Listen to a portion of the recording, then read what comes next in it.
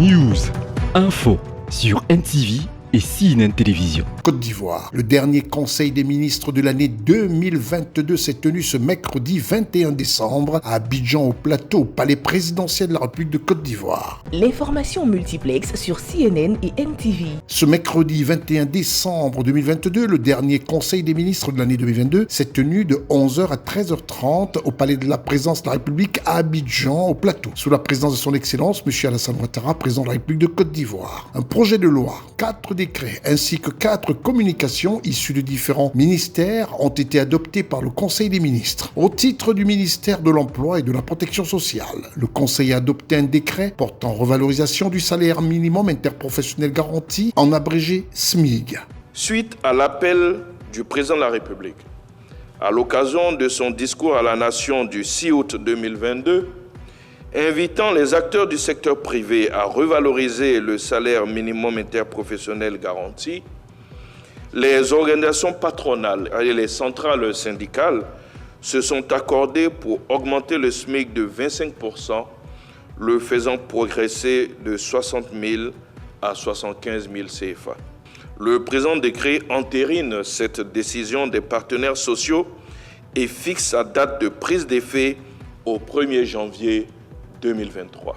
Au titre du ministère de la Santé, de l'Hygiène publique et de la couverture maladie universelle, en liaison avec le ministère d'État, ministère de l'Agriculture et du Développement rural et le ministère du Commerce, de l'Industrie et de la Promotion des PME. Le Conseil a adopté une communication relative à la présentation de la stratégie nationale pour l'enrichissement du riz. C'est un procédé technique.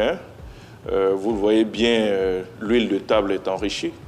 À la vitamine A, par exemple, c'est précisé dessus, tout comme certains nutriments, le lait qui est enrichi également, la vitamine A, la vitamine B, la vitamine C. C'est donc des procédés techniques qui permettent, au moment de l'usinage du riz, de pouvoir y introduire donc, des nutriments afin de l'enrichir.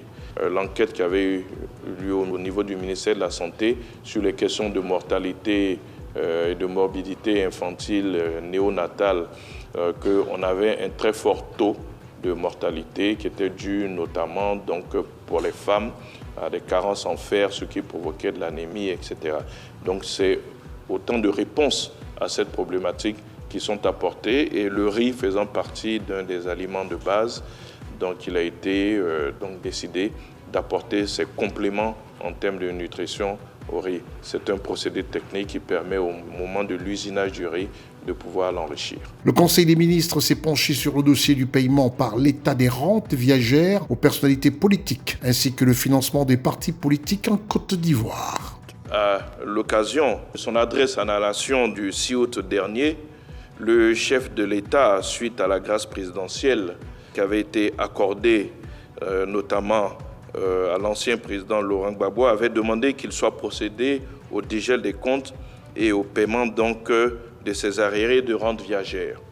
Cette décision a été élargie à tous les anciens donc, chefs d'institutions qui n'avaient pas bénéficié donc, de cette rente viagère depuis la prise du décret donc, du président Gbagbo en 2005.